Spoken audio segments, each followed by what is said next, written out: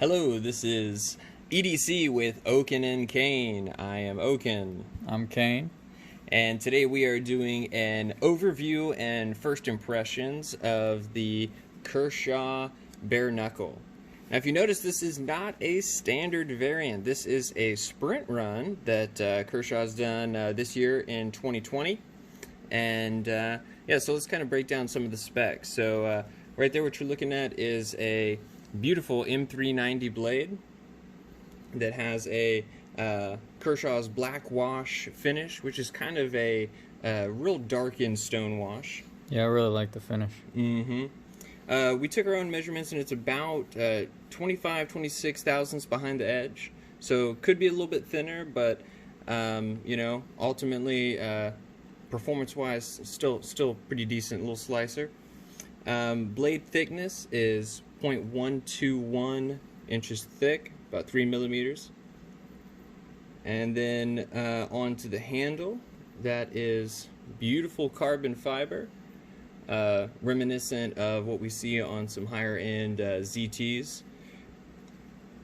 Handle thickness is about 0.45 inches, so a little under ½ inch. Nice and thin, pretty standard, but yeah, not too bad. Overall length, about 8.2 inches.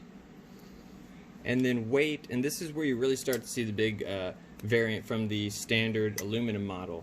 The standard aluminum variant is 3.55 ounces, whereas this guy here is coming in at 2.9 ounces. Oh, that's a good bit lighter with the carbon fiber scales.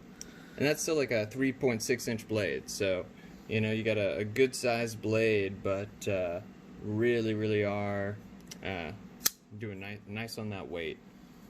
Okay, so why don't we put it down and do a couple size comparisons. Alrighty. Oh, I don't want to pull the rug out from under you, but let's go ahead and just clear our space out of it. Alright, so let's start with a couple Spydercos. First one packs a big punch, but very small. The Dragonfly. As you can see, just a good bit smaller. Almost fits inside the handle. Very small. What's next? Next we've got another classic Spyderco, the Delica. This is a G10 variant. Okay. What do we got next? So the Smock.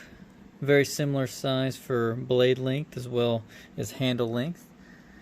And then might as well just put the Kapar up there with it. All very similar knives, very similar size.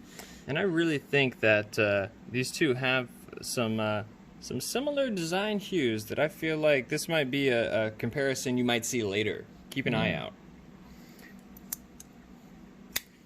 And then one of the last Spydercos we'll do is a PM2 Spyderco sandwich here with the beautiful St. Nick's exclusive 4V. Oh, such a nice little rare bird in the wild there. Deadpool colors, very nice. This one coming later. Nice review. Beautiful knife. Next, let's dig into some of the Kershaws and ZTs. Alright. First Kershaw, very common, the Kershaw Leak. It's a good bit smaller. I also like the carbon fiber. Pretty similar. Maybe the Bareknuckle's a little bit nicer carbon fiber. And we've got the ZT0393 here. Hinderer design. Real similar blade length. I think a tad bit longer on the Kershaw there, but very nice. Here's another Hinderer design. The 0562 carbon fiber, which is a little bit thicker blade and thicker handle, but very similar length. ZT0609. A very classy knife. A little bit smaller. Yeah, all titanium handle. Here's the ZT0850 sprint run version. This was the black version. Very nice. It's a little bit bigger.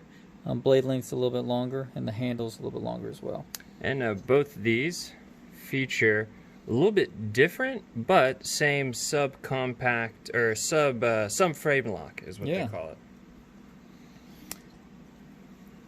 And And next for Benchmade, we have the 940-1, both in carbon fiber. This is a little bit thinner, and you can see the carbon fiber, it's a little bit different, a little bit more chatoyance on this carbon fiber. As well as it looks like almost a little bit smaller weave as well, but yeah, both of them great looking carbon fibers. And then last comparison we've got is this little Kershaw Natrix, and I think this is the Mini Natrix, is I think what it's called? Mini Natrix in copper. Yeah, somebody I know actually picked that up for me for my birthday a little while ago. Extremely thoughtful person. That's kind of right here. And so that's actually real similar, because that is the Natrix is almost kind of where the bare knuckle came from. You can notice the bare knuckle is kind of a slimmed, elongated variant of it. Yeah. But then you also come with some differences of the bare knuckle being made in America versus the Natrix made in China. And you can notice kind of some small differences as far as the screws for the sub-frame lock are flush. Let's see if we can get that on camera. You can sort of see the screw down there, and then the pocket clip screws you can see, but to the left of those there's some flush screws. And on the Natrix you can see none of them are flush, which is a nice little treat for the American-made version. As well as I like that on the American-made version, this is just a little bit kind of different, but the stop pin is right here, and you have quite a bit of a cutout, and it really wraps around, and your stop pin is really making contact with kind of the middle of the blade right there, versus this guy here being a little bit more traditional with your stop pin right there, and it being more of a flat cut just hitting right against it. So some little differences, and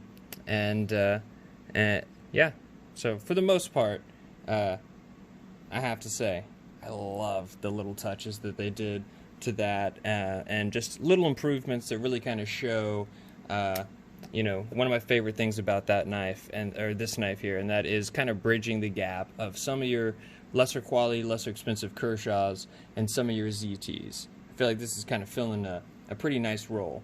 And it's sort of half the price right now, or when you could get it of, you know, some of these other nice ZTs with same materials and very similar blade steel.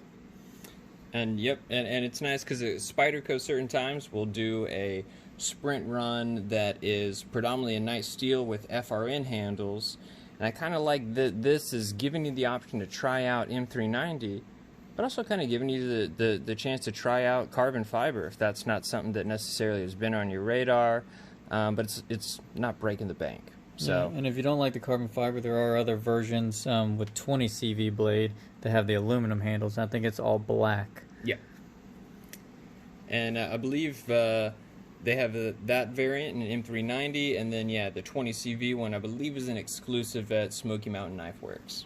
Right. But so you've had this about a week now. Give us a little bit of a rundown on kind of, you know, how it's been carrying it, using it. How do you like it? So far, I really love it. I'm glad I picked it up. I think it's a perfect size. I like the 3.5-inch blades. I feel like I can get a lot done with it. I really also like the black wash finish, just because I'm not worried about it. I'm not worried about scuffing it up. It's just already sort of hides any kind of scratches very well. So that's a big thing for me. I do like that. I saw some of these at Blade Show last year, and I had a lot of trouble opening it up. My finger wasn't on the subframe lock, but the detent was just so strong. But this is actually very good. It just snaps out, perfect detent.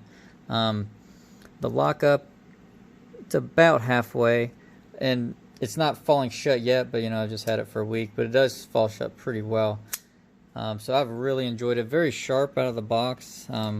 Have you taken it apart and done any sort of cleaning, or this is just kind of how it came? No, this is how it came. I haven't sharpened it. I haven't cleaned it, taken it apart, or anything. So this is sort of what I got from the factory. I do love this pocket clip. Very short pocket clip, deep carry. So I mean, barely anything is going to show for this knife. And I also like this sort of canted so that it goes this way in the pocket, so when you're bringing your finger down, you're not going to touch this flipper tab. So you sort of miss it by going right here. So, you know, the little details, I do like that. But, yeah, so far, I love this knife. I think it'll be staying with me for a long time.